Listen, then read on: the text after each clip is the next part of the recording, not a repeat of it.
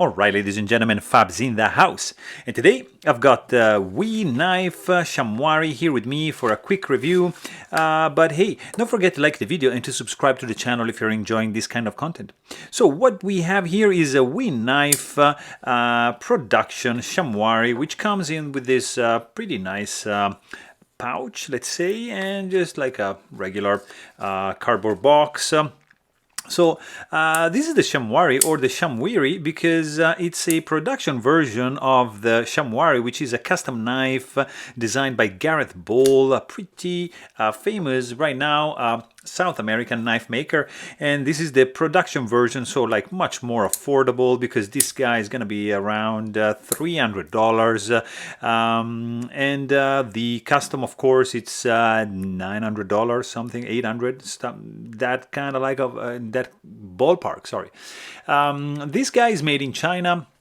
It has an overall length of let's see, I would say 7 inches with a 2.75 inch long blade and a almost 4-inch long handle.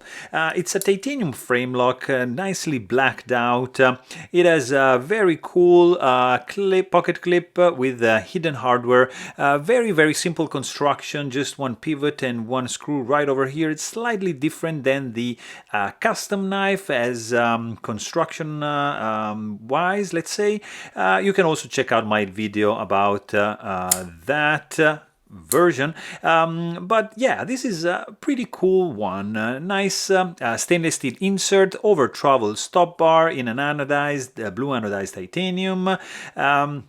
Very clean lines, nicely milled out, nice chamfering going on. There's no skeletonization going on over here. As I said, this guy is made in China. The steel is CPM 20 CV, so pretty much good to go. The sound this guy makes,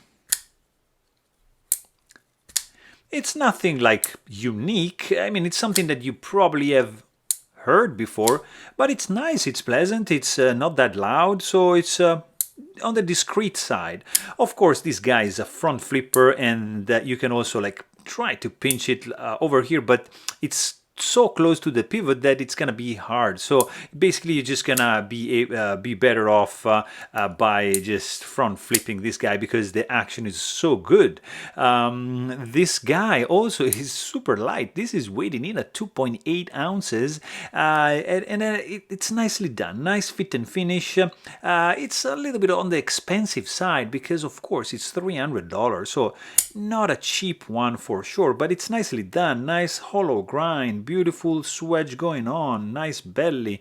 There's no hot spots in the grip whatsoever, no nothing that just gets in the way of your cutting task. It's smooth, it runs on bearings, it's fast, nice detent, overall nice jimping. It's a nice one. But hey, if you want to know more, please check out my full-length review and don't forget to subscribe.